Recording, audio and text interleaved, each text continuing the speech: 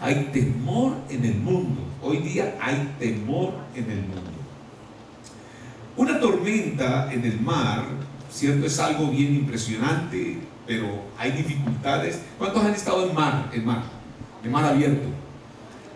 Hermanitos, ¿cierto? Y ustedes cuando ven ese movimiento de ese mar, yo solo me imagino cuando algunos dicen que se levantan olas de no sé cuántos metros.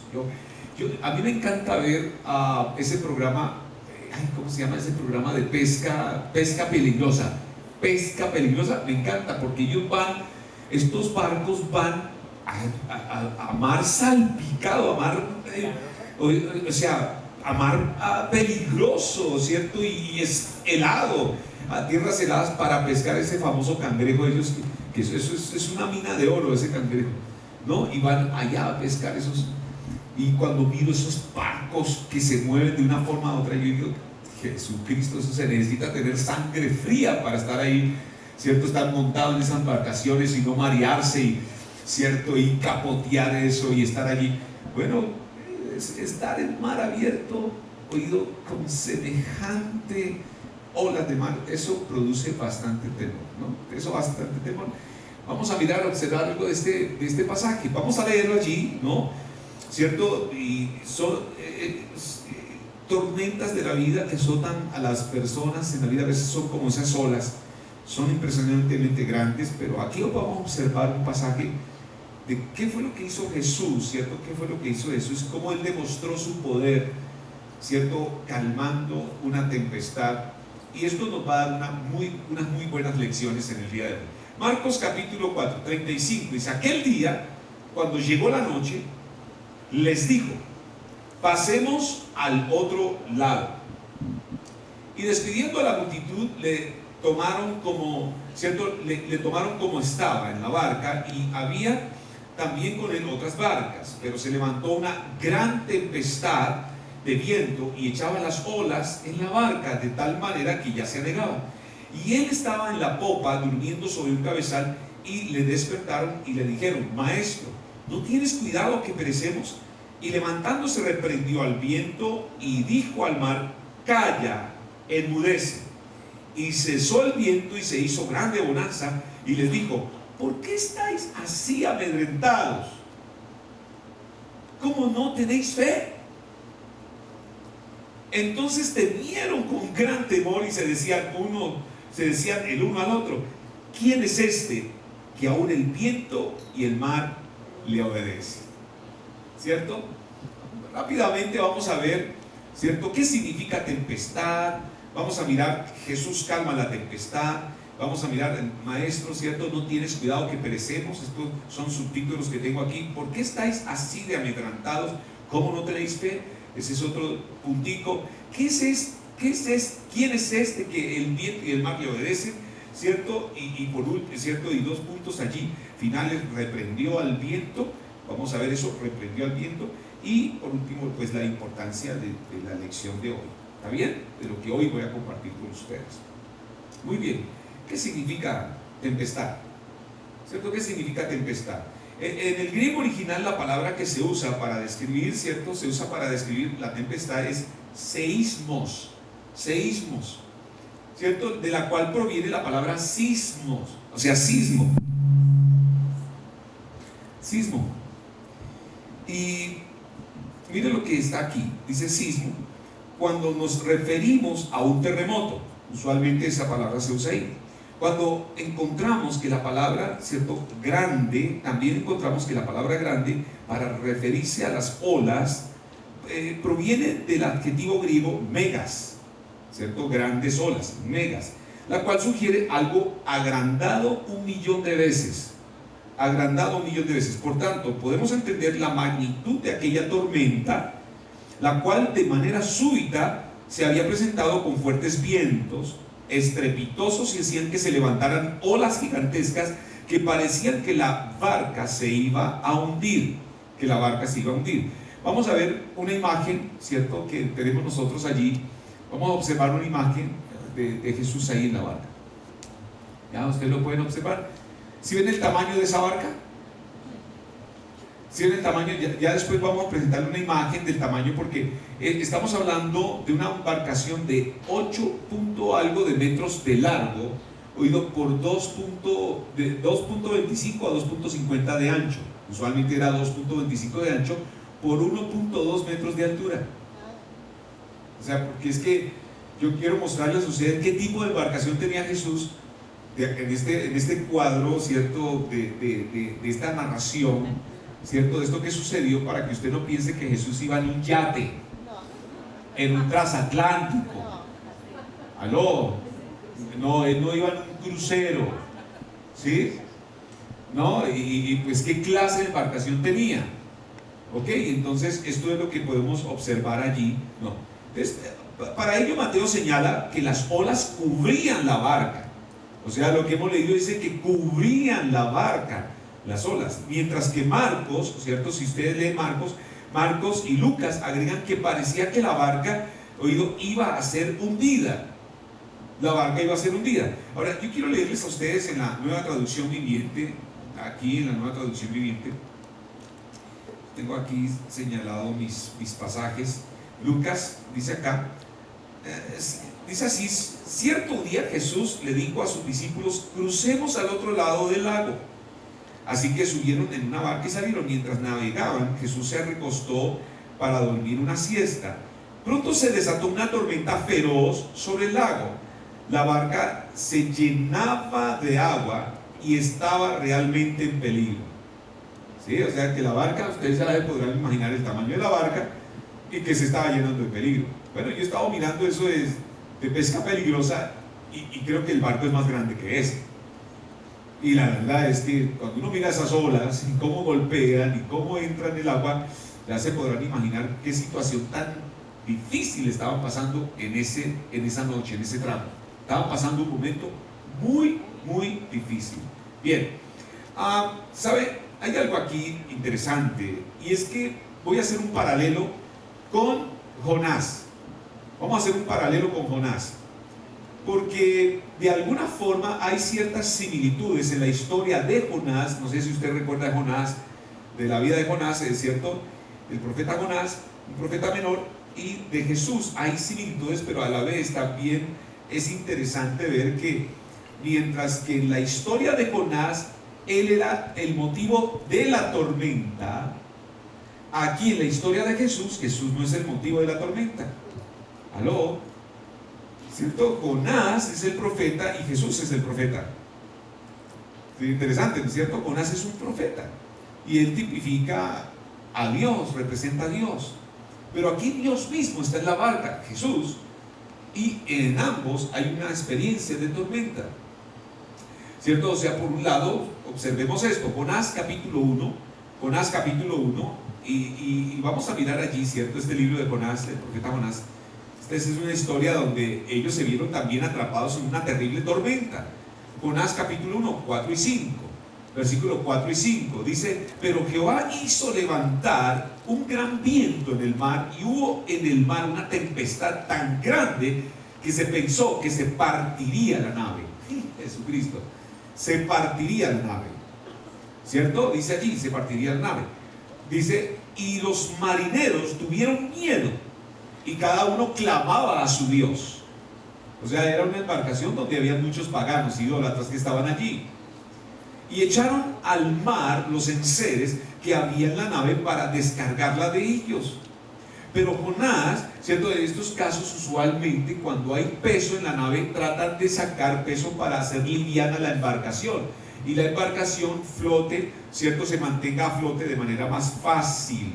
O sea, aligeran el peso de la embarcación, ¿cierto? Esa es otra historia, como la de, también estaba escuchando yo, la historia de Pablo, allá en Hechos capítulo, los últimos Hechos capítulo 20, dice que también entró en una barca, y esa barca dice: yo veo que vamos a peligrar en esta travesía, y no le quisieron oír, porque pues él no era marinero, ¿cierto? Él no era una persona con experiencia del mar, ¿cierto? No le pararon bolas, pero él estaba hablando por el Espíritu de Dios, y sí sucedió. Entonces hay una historia ahí. Entonces ahí no se partía, y los marineros tuvieron miedo, y cada uno clamaba a su Dios. Echaron al mar los enseres. Bien, Pero Jonás, dice aquí, había bajado al interior de la nave y se había echado a dormir. Y se había echado a dormir. ¿Cierto? Aquí es lo mismo que Jesús. Jesús se subió a la embarcación y Jesús también se echó a dormir. Pero quiero decir que aquí es Jonás el motivo de la tormenta. Nos damos cuenta, es Jonás. Y en el otro lado no es Jesús el motivo de la tormenta. O sea, pero en ambos hay unas similitudes, que si Jonás es el motivo de la tormenta, quiere decir que muchas tormentas de la vida son por causa de nosotros. Amén. Muchas tempestades que vienen a nuestra vida es por causa de nosotros, de la condición de nosotros, de la condición que hay en el corazón de los hombres. Y quiero decir que lo de hoy, el coronavirus, es una manifestación de la condición de la humanidad que está en pecado.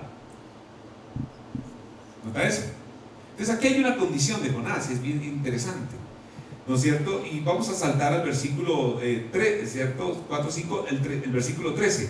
Versículo 13 de ese libro de Jonás.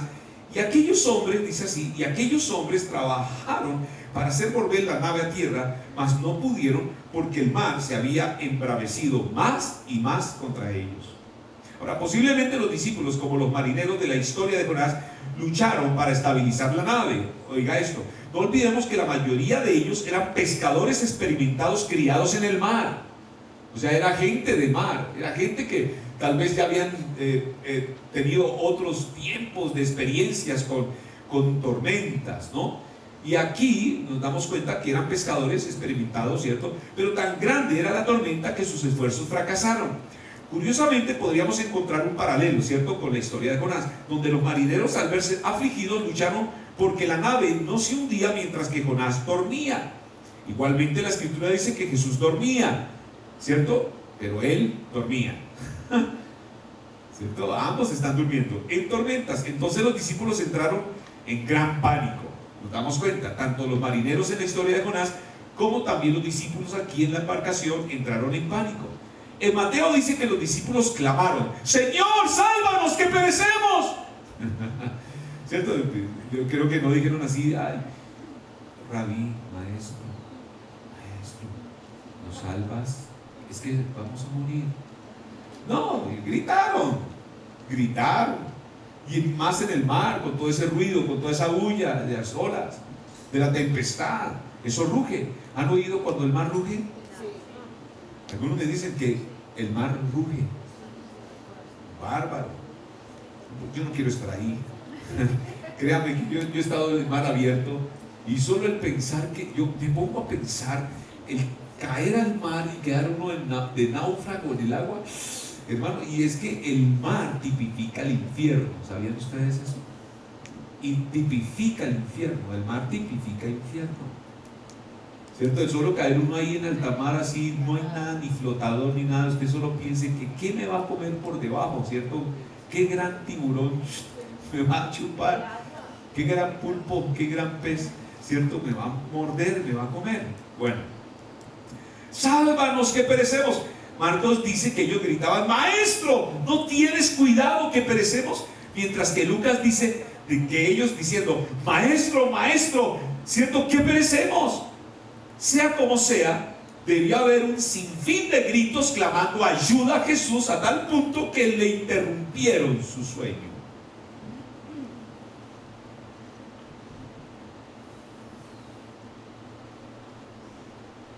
Solo piensa esto: Jesús dormía,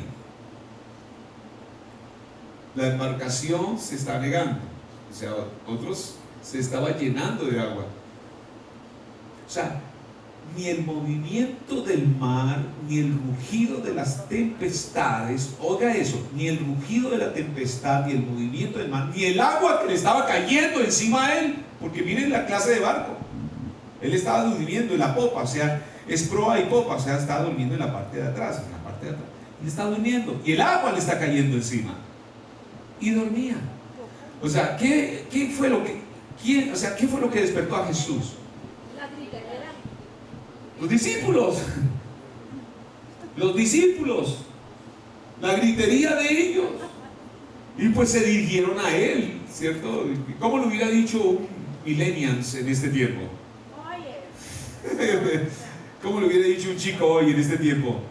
No sé, tal vez en mi época hubiera dicho, hola, más fresco que una lechuga. Hola, ¿no ve el problema que tenemos si usted está aquí durmiendo? ¿Vago? ¿Qué es esto? ¿No nos va a dar una mano? ¿No nos va a ayudar? ¿Acaso quién te crees?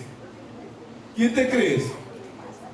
¿No es cierto? ¿Usted qué se cree, papá? A ver, te eché la mano. ¿Vamos a morir?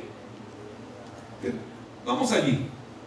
¿Cierto? Volviendo, Mateo capítulo 8, 23 al 27, Él les dijo, ¿cierto? Él les dijo, ¿por qué teméis, hombres de poca fe? ¿Por qué teméis? Entonces levantándose, reprendió a los vientos y al mar y se hizo grande bonanza. Y los hombres se maravillaron diciendo, ¿qué hombre es este que aún los vientos y el mar le obedecen? Curiosamente, mientras ocurría este gran caos, ¿cierto? Donde los discípulos pensaban que al fin había llegado, ¿cierto? Nuestro Señor Jesús estaba dormido en la popa de la barca. Y Él estaba en la popa durmiendo, dice así Marcos 38, sobre un cabezal. El tiempo usado, oído, en el original describe a Jesús pacíficamente dormido. Describe a Jesús pacíficamente dormido. Bueno, entonces miremos una imagen de la barca, ¿cierto? No sé si ya tenemos una imagen de la barca. Miren, esta es la barca.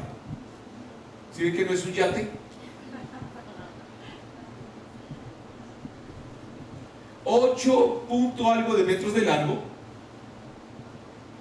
por 2 en la parte central, 2 metros, ¿cierto? 2 metros 25 de ancho y 1.2 metros de alto.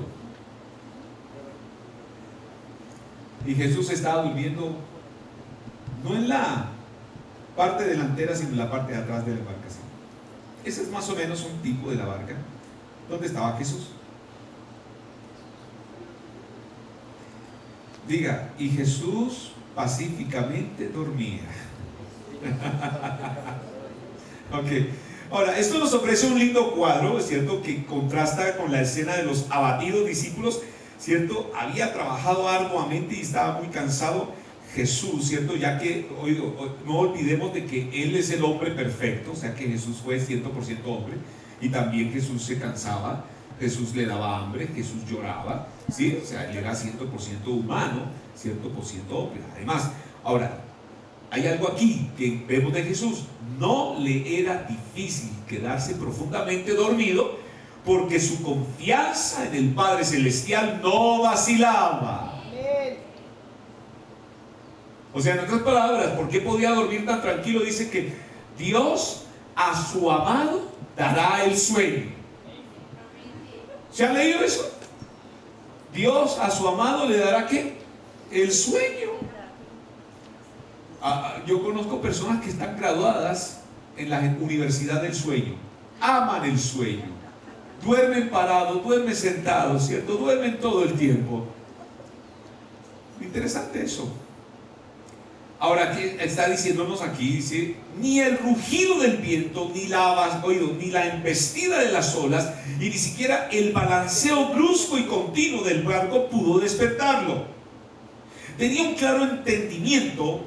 Yo quiero decirles, tenía un claro entendimiento de su propósito aquí en la tierra.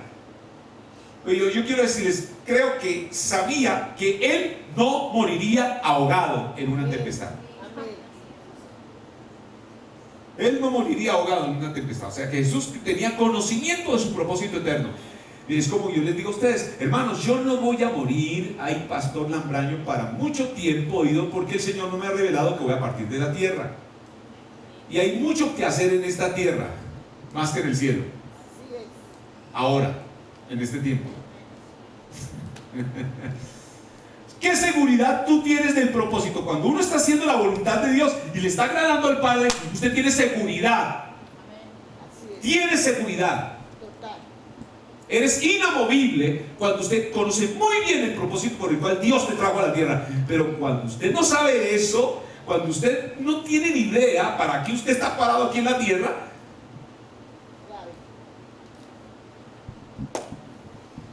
yo diría, no te duermas, papá. No puede hacer la de Jesús. no vas a tener tranquilidad. De hecho, no tienes tranquilidad, no tienes paz. Jesús sí podía dormir, sí podía descansar, porque él conocía quién era su papá y conocía los planes que papá tenía con él. Aló, y él sabía que vivía para agradarle a él y que por voluntad de él estaba ahí en esa embarcación, cumpliendo el propósito de Dios. Bien, sigamos. Todavía no hemos entrado en las lecciones, no hemos entrado. Bueno, entonces, esto es un verdadero ejemplo de que cuando tenemos fe, la paz nos acompaña aún en medio de las peores situaciones. No hay muchos amenes ahí, ¿no? ¿Cierto? Tenemos paz aún cuando en medio de las situaciones bien complejas usted está tranquilo, usted tiene paz. Puede haber tormenta a nuestro alrededor, pero usted tiene paz, usted está tranquilo.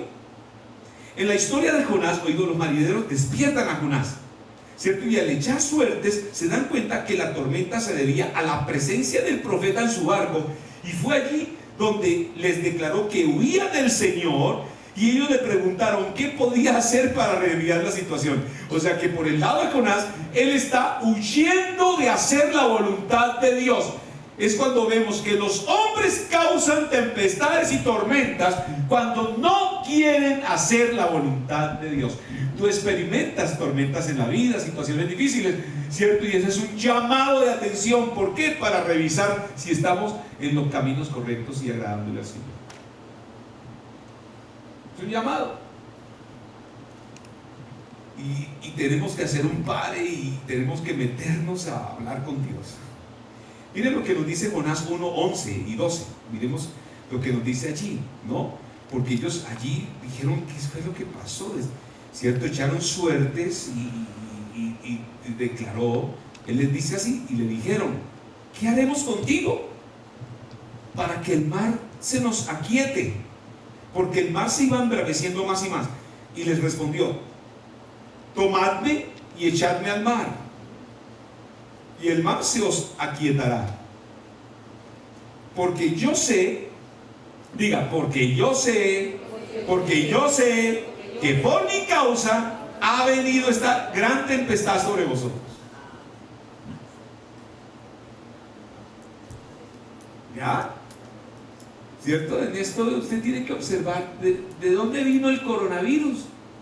Pues vaya, mire la población, mire quién es, de quién se trata, cómo están los hombres de ese lugar.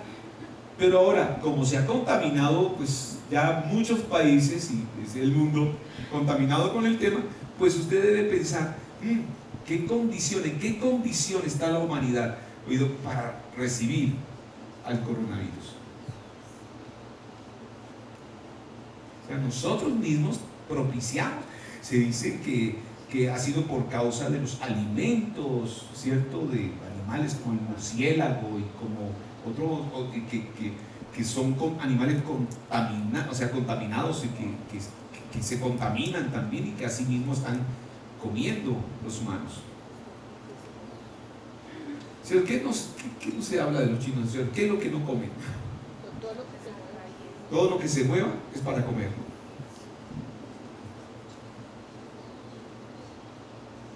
Pero quiero decirles que un misionero enviado a la China y donde el Señor diga, usted tiene que entrar allí, hacerse la cultura y hacerse a sus costumbres, pues tendrá que comer murciélago, un misionero. ¿Aló?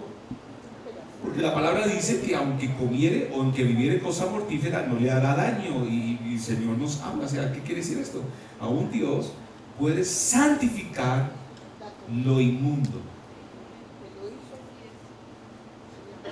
Aún el Señor puede santificar, oído, lo que es inmundo.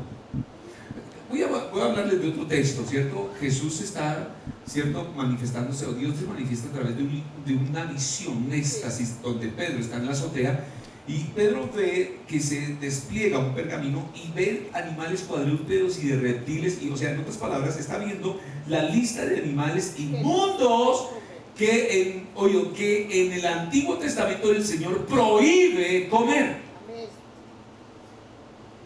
Él ve los animales inmundos, ¿cierto? Y cuando los ve, ¿cierto?, esto jamás comeré. Él empieza a hablar, esto jamás lo tocaré. Y viene una voz que le dice, no llames común o inmundo lo que yo he limpiado. ¿Aló? Hay poder. Hay poder. Hay poder en el Evangelio. Hay poder en la palabra de Dios. Hay poder. Dijeron, ¿qué haremos? Sin embargo, en esta opción no les pareció bien a los marineros. O sea que en primera instancia ellos, ¿qué? Que te echemos al mar. O sea, ¿cómo así? Se trata de una vida, se trata de una persona. Vemos que es un hombre tranquilo, como noble, porque hasta se echó a dormir en medio de semejante tempestad. ¿Cómo es que lo vamos a echar? ¿No? Y sin embargo, ustedes saben que ellos tuvieron que echar suertes. Lo dice aquí.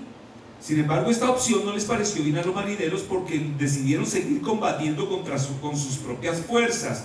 Oído, esto nos enseña algo. Jonás 1:13 dice, y aquellos hombres trabajaron para hacer volver la nave a tierra, mas no pudieron porque el mar se iba embraveciendo más y más contra ellos. Muchas personas son como estos marineros, a los cuales cuando se les ofrece el camino de la salvación, deciden seguir esforzándose por resolver sus problemas por sus propias fuerzas, aún en las peores situaciones de su vida. No, nada de Jesús, no, yo lo resuelvo a mi marido. Eso es lo que dice el hombre. Dios, no me hable de Dios, no me hable de Jesús, no, lo resolveré a mi manera.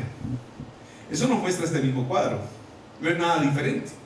Finalmente los marineros se dieron cuenta de que no podían, no tenían otra opción que obedecer la palabra del profeta, y así hicieron. Entonces clamaron a Jehová, dice allí, y dijeron, te rogamos ahora, Jehová, que no perezcamos nosotros por la vida de este hombre, ni ponga sobre nosotros la sangre inocente, porque tú, Jehová, has hecho como has querido. Y tomaron a Jonás y lo echaron al mar, y el mar se aquietó de su furor.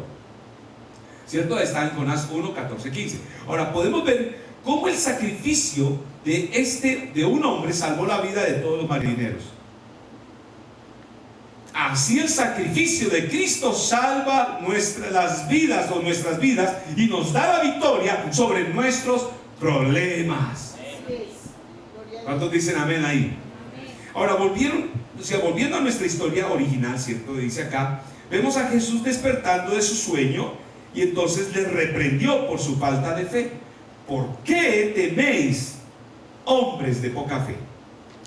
En otras palabras, quiero decirles, hermanos, no hay que tener temor del coronavirus. ¿Aló? No hay que tener temor. Anteriormente sus discípulos habían presenciado las sanidades que Jesús había realizado. O sea, ellos habían podido ver, pudieron palpar, pudieron observar la cantidad de milagros que el Señor estaba haciendo con ellos. Por eso el Señor llega y les reprende, es que no tienen fe, o sea, no se han dado cuenta con quién están, no se han dado cuenta de lo que yo he hecho, no se han dado cuenta de la cantidad de milagros, de cantidad de sanidades, no se han dado cuenta todo lo que yo he estado haciendo en presencia de ustedes. ¿Cómo? ¿No tienen fe? ¿Por qué se amedrantan de esto? El temor los hizo entrar en pánico y perdieron la calma. Mira que está al lado, que no cunda el pánico. Que no cunda el pánico. No te paniques. Según Elkin Patarroyo, nuestro científico colombiano, ¿cierto? Él dice que para declarar pandemia, él tiene un video ahí, ¿cierto? Eso está colgado. O sea, ¿qué dice Elkin Patarroyo, nuestro científico? Oído, es un hombre que ha trabajado lo que es la epidemiología, ¿cierto? Es un hombre que ha trabajado vacunas, sigue trabajando.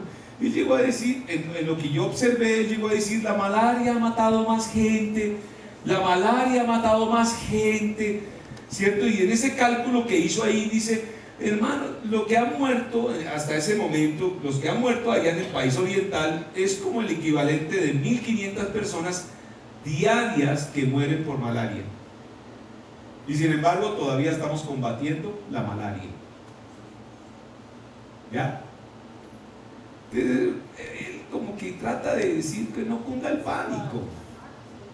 ¿Sí? Ahora, para que ese mal encuentre asidero en nuestro cuerpo, bueno, tiene que encontrarlo usted bajo de defensas. Y parece que ha atacado a las personas de tercera edad, ¿no? Más que y niños, ¿no? Como niños y tercera edad, ¿cierto? Es. Ahora, los niños no tanto. La verdad es que la escala es de mayores adultos, más afectados por el tema. Pero, o sea, tiene que encontrar asidero. Y yo digo, si usted está vestido de Jesús, si usted está vestido de Jesús, algo, si usted está cubierto de Jesús, pues la escritura dice, ni plaga tocará mi morada, caerán 1000 y de 1000 a mi diestra, mas a mí no me llegará. Salmo 91. Solo es que usted haga el versículo 1, ¿no? Dice, ¿cierto? Sí, porque para que funcione lo demás, ¿no? El que habita al abrigo del Altísimo. Entonces usted tiene que asegurarse que es habitar debajo de la cobertura de Dios, del abrigo del Altísimo. ¿Qué es eso? Porque ahí es donde usted tiene que estar, porque dice, su sombra te cubrirá. Y estarás, ¿qué? Tranquilo, estarás, ¿qué? Seguro. ¿Será que el Salmo 91 se aplicó a Jesús ahí cuando subió a la embarcación? Porque ya estaba en el libro de los Salmos. ¿Ya? ¿Será que Jesús dijo, en paz me acostaré y así mismo dormiré? Porque solo tú me haces vivir confiado. Esa es una de mis oraciones favoritas. Yo antes de dormir, en paz me acostaré, así mismo dormiré, porque solo tú me haces vivir confiado. Es una de las oraciones más largas que yo he hecho en mi vida antes de dormir. ¿Y ya? Esta madrugada me perturbó, ¿cierto?, unos demonios. Mi esposa me pegó un susto porque yo reaccioné reprendiendo a los demonios. Y le dije, mi amor, estoy en una época donde los demonios me están atacando de todas las formas y de todas las maneras. Ustedes ni se imaginan eso. Y entonces esta madrugada no fue diferente. Me quería coger los pies, un demonio. Entonces pues yo en ese sueño lo reprendo, ¿cierto? Y después de que mi esposa estaba, mi amor, acomódate, ¿cierto? Acomódate, ¿cierto? Estás durmiendo en una posición incorrecta, acomódate. ¿Yo qué hago? Yo le digo, no, estoy reprendiendo un demonio, ¿cierto? Me volteo, ¿y qué pasó? Me eché a dormir. Y ella dice que se quedó despierta porque el susto, ella quedó paniqueada porque el susto fue tremendo. El susto fue tremendo porque ella me vio reaccionando. Y yo me volteo y echo a dormir. Porque yo enseguida digo, es un demonio, está vencido. No me moleste. Yo me echo a dormir. ¿Me comprende? Yo sigo durmiendo tranquilo. ¿Cierto? Ya, bueno. Mire eso. Las palabras poca fe en el griego original provienen de una sola expresión, oligopistos, oligopistos, y denotan una falta de confianza. ¿Una falta de qué? Confianza. Por eso le digo, fe es absoluta confianza en Dios. Está en la definición de Hebreos 11.1, ¿cierto? Es la certeza de lo que se espera y la convicción de lo que no se ve. Pero también yo he definido, fe es absoluta confianza en Dios. Absoluta. ¿No? Y dicen allí, ellos no tenían nada, o sea, denota una falta de confianza. La palabra temer se traduce del adjetivo del deilos, ¿cierto? Del griego, que también puede traducirse como cobarde. Como cobarde. O sea que usted no debe comportarse como un cobarde frente a todo lo que está pasando. ¿Ya? Esto nos muestra que la fe requiere valentía. Vamos. ¿Cierto? Que la fe requiere valentía. Confiar en Dios implica no dejarse aterrorizar por las dificultades o pruebas de la vida. Y nuestra firme confianza en el poder del Señor traerá sobre nosotros la paz de Dios, aún en medio de las peores situaciones que podamos estar viviendo. ¿Cuántos dicen amén? Ahora, como cristianos, oiga esto, como cristianos, como hijos de Dios, todos vamos a atravesar terribles tormentas en la vida, las cuales, cierto, amenazarán destruirnos, pero es importante no dejarnos intimidar por ninguna de ellas. Esto es importante. Nuestra confianza debe ser firme, nuestra fe debe prevalecer creyendo que Dios realizará el milagro a favor de nosotros, ¿cierto? Y Jesús, oído, clama, Él calma la tempestad, Él le habla a la tempestad, oído, y que está atacando, que pueda estar atacando nuestras vidas. Oiga esto. Entonces, primera de Juan 5:4, porque aquí le voy a dar 4 punticos, ¿cierto? Para que usted las practique, los tenga en cuenta. Primera de Juan 5:4, arranco con esto, porque todo lo que es nacido de Dios vence al mundo. ¿Cuántos han nacido de Dios? ¿Cuántos están seguros? Por haber sido engendrado por Dios, por haber nacido de nuevo, ya has vencido al mundo. Dice, y esta es la victoria que ha vencido al mundo, nuestra fe. Entonces, este pasaje, Jesús calma esta tempestad, ¿cierto? ¿Cómo podemos tratar con las dificultades de la vida? ¿No? Vamos a observar 4 aspectos importantes. El primero, ¿cierto? Punto 1. Agarro la expresión que dijeron ellos. Maestro, ¿no tienes cuidado que perecemos? Maestro, ¿no tienes cuidado que perecemos? Primer punto. Cuando la tormenta se desencadenó, oído, con toda su furia, aquellos hombres llegaron a angustiarse, ¿cierto? Se sentían como juguetes de la tempestad y en serio peligro de morir, ¿cómo? Ahogados. Ahora, recordemos que al menos 4 de los apóstoles que iban allí en la barca eran pescadores que conocían desde su juventud el mar de Galilea. Ellos lo conocían, y también sus tormentas, ¿no? Ahora, esto nos enseña varias cosas. Aquí hay varias cosas en este primer punto. Primero, el Señor puso a prueba su fe en el ámbito de su vida cotidiana. Porque si hay algo que Dios va a probar en nosotros, diga, la fe. Dios va a probarnos la fe. Eso lo dice Primera de Pedro, allá, capítulo 1. Dice que nuestra fe va a ser probada, va a ser pasada por el fuego. ¿Cierto? Ahí.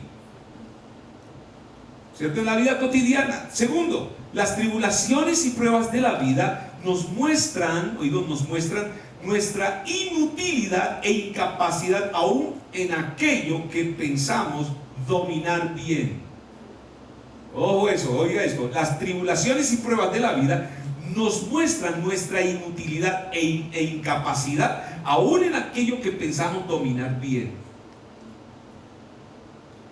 O sea, que como que no sabemos todo lo que deberíamos saber, ni tenemos la destreza que pensamos que tenemos, ¿cierto? Y nos damos cuenta que somos débiles y muchas veces inútiles porque no sabemos cómo resolver el tema. Tercero, finalmente estas situaciones nos quitan todo orgullo y autosuficiencia. Nos quitan todo orgullo y autosuficiencia y sirven para atraernos al trono de la gracia. ¿Qué hacen? Pues atraernos a Dios y a su trono de gracia. Entonces, por otro lado, mientras ellos luchaban con la tempestad para controlar la barca, el Señor estaba durmiendo, ¿cierto? A estos, yo digo, a ellos esto le pareció que, ¿cierto?, una actitud de tanto como irresponsable, ¿no? O sea, ¿cómo es esto? En semejante barca, por favor, a ver, yo me imagino que estaban sacando el agua y se estaba moviendo, ¿cierto? Y él dormía. ¿Qué es esto? ¿Qué le pasa al Señor? ¿Qué tan fresco, más fresco que una lechuga, ¿no? Bueno, ¿cierto? Y a ellos les pareció una actitud seguramente irresponsable, así que le despertaron de forma brusca en medio de acusaciones, ¿no? ellos decían estar, yo podría pensar, ¿cómo puede estar durmiendo tan tranquilo en medio de la tempestad? Usted no ha oído esas expresiones de sus familiares y cuando están en un problema, hola, ¿cómo puede ser posible que, hola, no se dé cuenta del problema y la situación compleja que estamos viviendo? ¿Cómo puede ser posible, hijo, que no entiendas que estamos en un lío? No han oído esas expresiones ahí. Despiértate y ayúdanos. Algunas veces nosotros también atravesamos por situaciones difíciles y tenemos la impresión de que Dios, como que Dios no se interesa por nuestras dificultades, ¿verdad? Que no contesta nuestras oraciones. ¿Cuánto también ha sabido eso? Que están pasando cosas y usted, Señor, Señor, Señor, y como que no contesta, ¿cierto? Y aquí, casi tenemos la tentación de pensar como Elías, ¿cierto? ¿Qué pasó con Elías? Les dijo a los profetas, ¿cierto? Les dijo a los profetas de Baal, ¿no estará dormido vuestro Dios? ¿Cierto? Elías le dijo eso, ¿no estará dormido vuestro Dios? Pero es interesante como Pedro entendió y enseñó lo que aprendió en esta y en otras muchas ocasiones. En primera de Pedro 5:7 dice, echando toda vuestra ansiedad sobre Él, porque Él tiene cuidado de vosotros. Él tiene cuidado de vosotros. Segundo punto. ¿Por qué estáis así amedrentados? ¿Cómo? ¿No tenéis fe? Esa es la expresión de Jesús. Ahora, parece un poco extraña, ¿cierto? Una pregunta así a unos hombres que estaban en peligro de perder sus propias vidas. ¿Cómo no iban a estar atemorizados? A ver, ¿cómo no se iban a asustar? A ver, estamos viendo cómo estas olas están cubriendo la embarcación. Esto está que se parte en dos, o que está que se volca, se está llenando de agua. ¿A quién le cabe en la mente no asustarse, no atemorizarse? Yo recuerdo que estaban en medio del aeropuerto del Dorado, ¿cierto? Y estábamos nosotros haciendo fila en el counter que nos correspondía. Estábamos acompañando a un pastor que ya se iba para Venezuela, ¿cierto? Cuando Venezuela estaba en buenas manos. Y estábamos ahí y de pronto unas voces dijeron, todo el mundo al suelo. Todo el mundo al suelo. Se imagina Aeropuerto El Dorado, un día congestionado, tanta gente haciendo filas y todo eso, y todo el mundo al suelo. Y cuando empecé a escuchar, yo empecé a observar, hermano, gente civil sacando armas y sacando ametralladoras. Shh. Había un operativo. ¿Qué tirarse al suelo ni que nada? La gente despavor, eso es como, mejor dicho, ganado espantado. Toda la gente, hermano, y yo vi, o sea, voy a decirles algo, empecé a ver todo el mundo corriendo y los counters, o sea, de la gente, de las chicas que estaban atendiendo, todo eso, la gente saltó por encima de esos counters, todo. Y cuando nos dimos cuenta, el pastor Ges Encinas, el pastor John Romy y yo estábamos los tres en el pasillo, solos, parados, mirando lo atemorizado que estaba la gente. Los tres teníamos tranquilidad, paz. Nos fuimos caminando, ¿cierto? Fuimos al counter y detrás, pues nos hicimos detrás con la gente. Y me acuerdo que el pastor Ges Encinas, cuando estábamos agachados, cogió a las chicas ahí y otras como azafatas y les dijo, es tiempo de conocer a Jesús, es tiempo de recibir al Señor Jesucristo, es tiempo de aceptarlo en su corazón. ¿Ustedes creen en Jesús? Sí, sí, sí, sí. ¿Ustedes creen? Sí, sí, sí, sí, sí, sí, sí.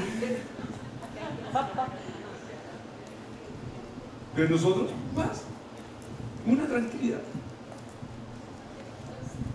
Y tengo otros sucesos donde la paz me ha gobernado y no cunde el pánico. 2 pandillas agarradas y yo quedar en medio del sándwich de esas 2 pandillas y salir de en medio de esa pelotera, porque eso era botella, pico, puntas, ¿cierto? Cadena, palos, varilla que se estaban dando y estar en la mitad.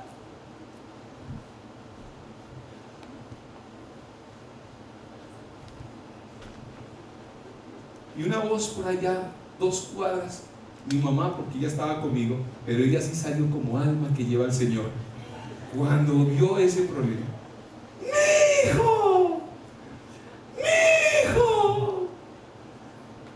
Sí, yo llego a mi mamá, me revisa, ¿estás bien? ¿Qué? Son pandillas. Y yo, sí, se agarraron esas dos pandillas, se estaban dando ahí, estaban peleando un territorio. Y yo cuando volví en sí, cuando caí en cuenta de ese escenario,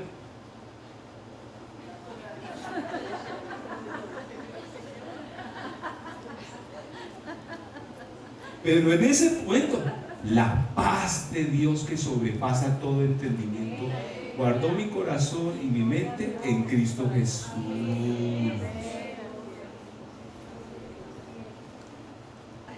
¿Cómo? ¿Cierto? Es bien extraño, o sea, una pregunta como fuera de lugar. ¿Dónde estaba su fe? El Señor puso, ¿cierto? Puso el dedo en la llaga con esa pregunta. El dedo en la llaga. ¿Cómo no tenéis fe?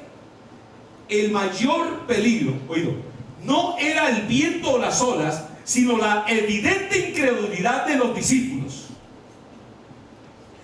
Yo he estado hablando con médicos. Dice que la gente, cuando escuchan tienes cáncer, mueren más por el temor al cáncer que por el cáncer mismo. ¿No han visto? Llevan la vida normal, todo está chévere, van al médico, ¿cierto? Voy a hacerle un examen y el médico llega y y le dicen, hey, mi china, positivo, hay que hacerle más examen, positivo, y ya empieza a cambiar, ¿no? Positivo que tienes un tumor, vamos a examinarlo, ¿no? Y cierto, y de estar así alegre, contento, y después de ese examen, ¿tumor? ¿Sí? ¿Positivo? Ya, pum, sí, hacen los exámenes, sí, positivo, tienes cáncer. ¡Cáncer! ¡Cáncer! Y ya su vida cambia a partir de ese momento. Estaba normal, estaba tranquila, pero recibe la noticia y ahora se llena de ¿qué? Temor, de miedo. Y lo peor, me voy a morir de cáncer, me voy a morir, me voy a morir, me voy a morir. Pues se muere. Pues se muere, claro, se muere. Se muere más por el temor que por el mismo cáncer. ¿No?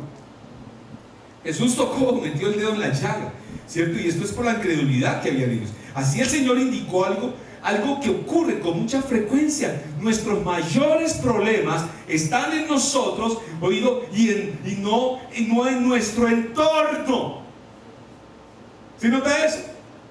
Oído, no es tanto el problema alrededor, sino el problema que tienes tú. ¿Cuál es el problema que tienes tú? Es tu incredulidad. El Señor esperaba que después de tantas manifestaciones de poder, cierto, como habían visto de Él, ya deberían haber sabido que el barco donde iba el maestro no podía hundirse. Porque en el programa de Dios no estaba que Jesús muriera ahogado. ¿Ya? ¿Cierto? No estaba eso. El Señor lo había dicho al comenzar la travesía. ¿Qué fue lo que Él dijo? Pasemos al otro lado. ¿Qué hizo Jesús? Dio la palabra. ¿Cuántas veces Dios tiene que darte la palabra? Hermano, hasta que entiendas. Hermano, hasta que conozcas y entiendas. Hermano, hasta que usted crea, definitivamente le crea a Él. Dígale, porque no hay otra mejor palabra que la que Dios me puede dar. ¿Sí o no? No hay otra mejor. A veces no vale el consejo de la mamita, ni el consejo del papito, ni el consejo del mejor amigo, ni el consejo del banco, ni el consejo de nadie. El consejo de Dios prevalecerá. Es el consejo de Dios.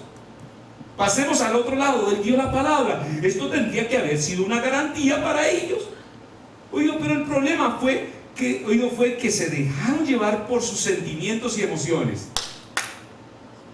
Por eso la fe no tiene nada que ver con sentimientos y emociones, papá.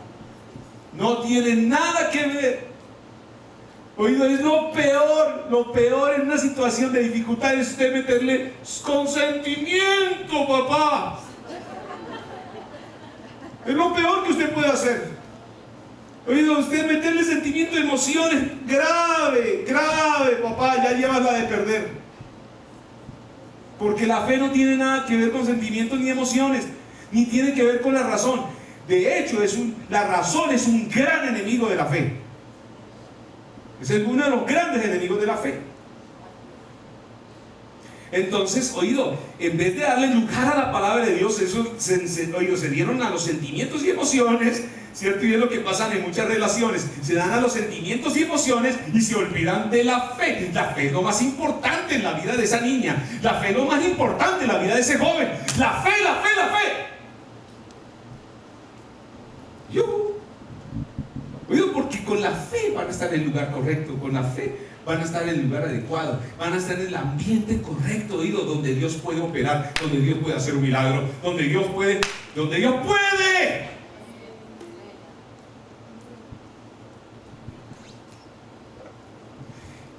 Oído, la palabra, ¿no? Y esto es algo muy normal o común en los cristianos de hoy. Atomizarnos y dejarnos llevar por las emociones y por los sentimientos y no por la fe. Tercero, ¿quién es este?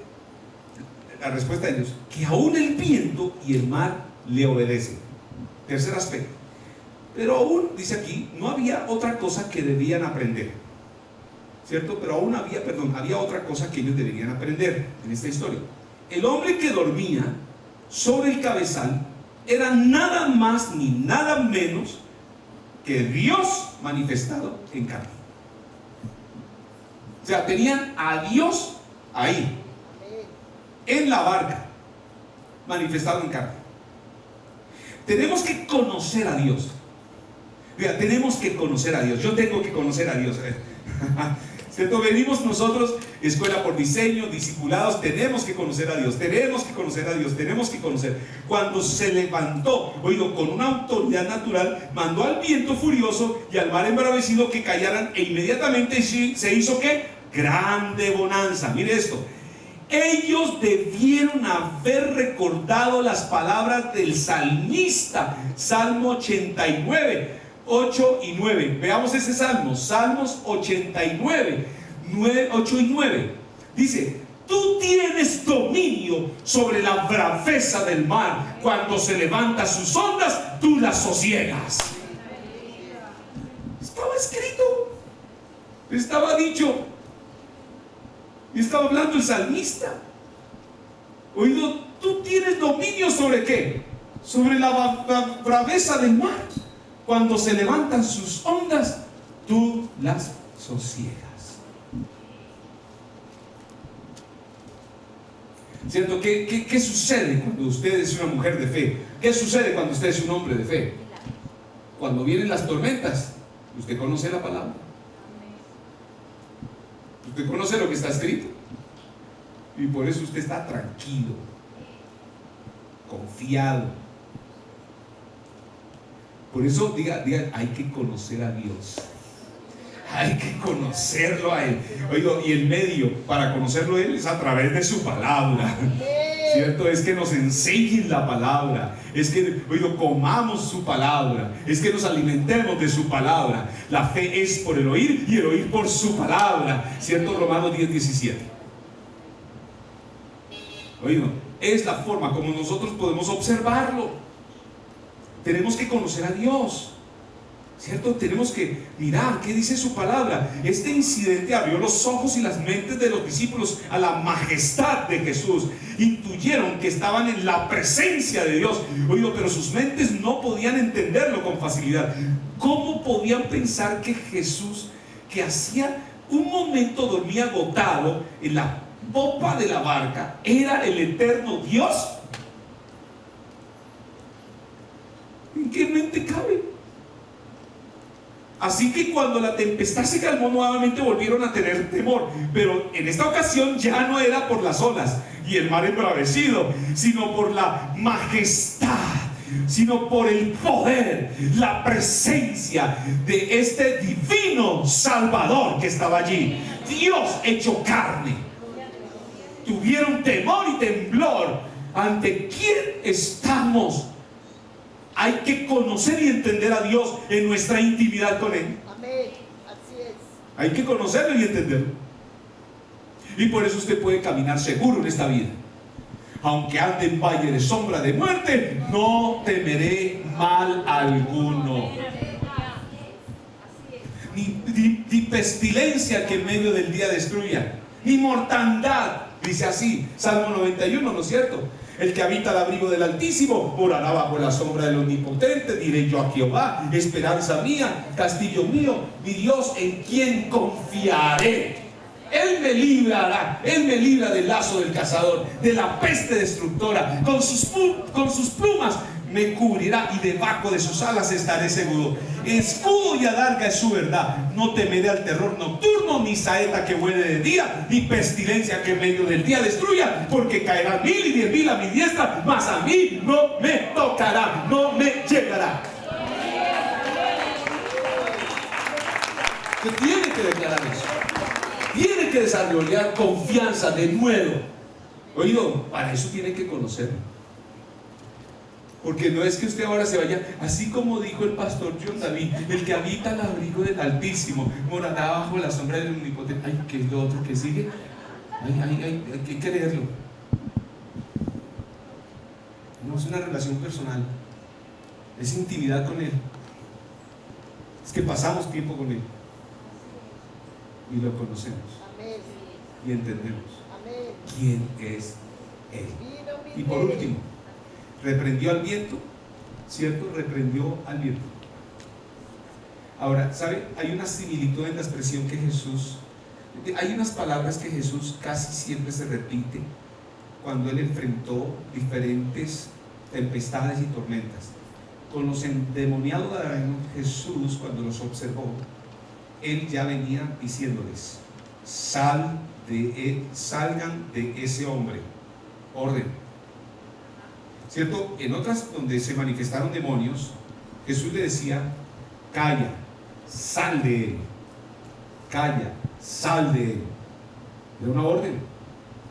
Y aquí no fue diferente. ¿Cierto? Él no, cuando vio la tempestad, ay Padrecito, ay Padre, sálvanos de esta dificultad, esta tormenta, Padre, ten misericordia de nosotros. Ay Señor, haz que esto se calme, haz que venga un viento, sople y venga la tormenta. Jesús no dijo eso. Ah, no, pero eso somos nosotros. Eso somos nosotros cuando no lo conocemos y tratamos desde nuestra perspectiva humana definir quién es Dios. ¿Aló? Le metemos humanismo al tema. Consentimiento, papá, ¿cierto? Le mete sentimientos y emociones. Ay, Señor, tú sabes que, ay, yo no te amo, ay, Señor. Y está pero cundido de miedo, lleno de pánico y de pavor. Jesús, yo creo que Él se limpia los ojos y... ¡calla! ¡Enmudece!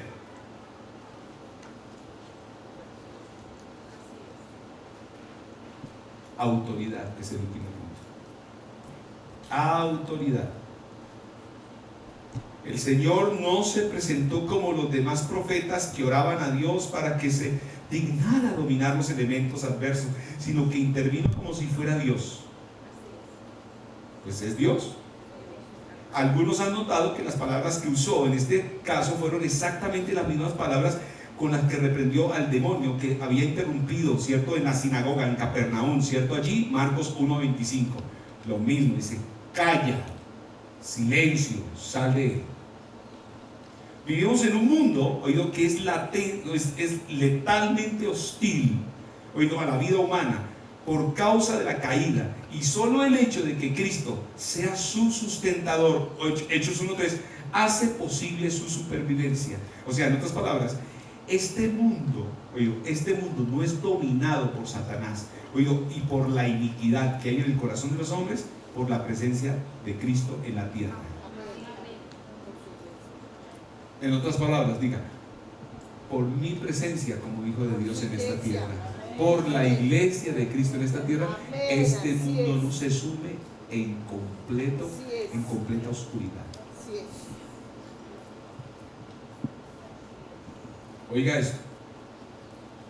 Nuestro planeta es escenario constante de huracanes, tempestades, terremotos, tsunamis, sequía, aludes, rayos, volcanes, fuego, frío, epidemias, virus, y todos ellos de vez en cuando, ¿cierto?, amenazan y destruyen la vida. Pero el Evangelio de Jesucristo es el anuncio de la liberación de todo aquello que amenaza a la existencia humana. Además tenemos autoridad en el nombre de Jesús. Nosotros estamos sentados con Cristo Jesús a la diestra del Padre en lugares celestiales. Oídos, sobre todo principado, sobre toda potestad, sobre todo nombre que se nombra, no solamente en este siglo, sino que también en el venidero. Y dice que el Señor sometió todas las cosas y lo dio por cabeza a la iglesia. ¿Qué? Le delegó autoridad a los hijos de Dios. Tú y yo tenemos autoridad en su nombre. En su nombre. Tú tienes autoridad en su nombre.